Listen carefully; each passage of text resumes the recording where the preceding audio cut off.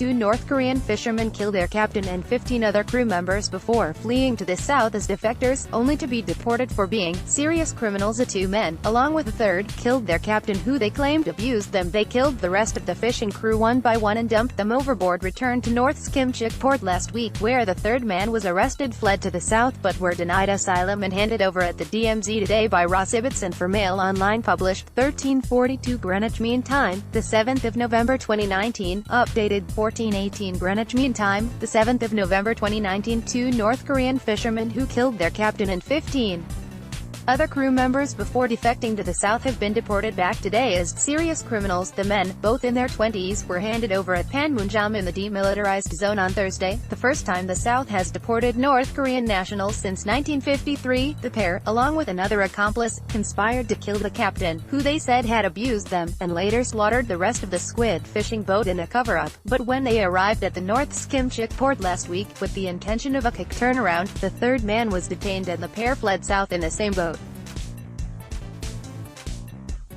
The men, along with another accomplice, conspired to kill the captain, who they said had abused them, and later slaughtered the rest of the squid fishing boat in a cover-up before returning to the North Kimchik port. File photo of a North Korean fishing boat near Vladivostok. They were chased by a South Korean Navy ship which fired warning shots at them. After 2 days, the two were captured by the South Korean Navy on Saturday. They later told investigators they wanted to resettle in South Korea, but South Korean authorities determined they only wanted to avoid North Korean arrest and on Tuesday informed North Korea of their planned deportation, the ministry said. South Korea has a policy of accepting North Koreans who want to resettle in the South to avoid political oppression and economic poverty at home. It is the first time that South Korea has deported any North Korean national who has come to South Korea since the end of the 1950-53 Korean War, according to the Unification Ministry, which details with North Korean affairs. Ministry spokesman Lee Sang-min said South Korea decided to expel the 2 fishermen to North Korea because they were heinous criminals who could not be recognized as refugees under international laws. The men, both in their 20s, were handed over at Panmunjom, pictured in the demilitarized zone on Thursday, the first time the South has deported North Korean nationals since 1953. Lee said the 2 were sent back through the Korea's land border. According to the South Korean investigation, 19 people were aboard the squid fishing boat when it left the North Kimchik port on its east coast in August.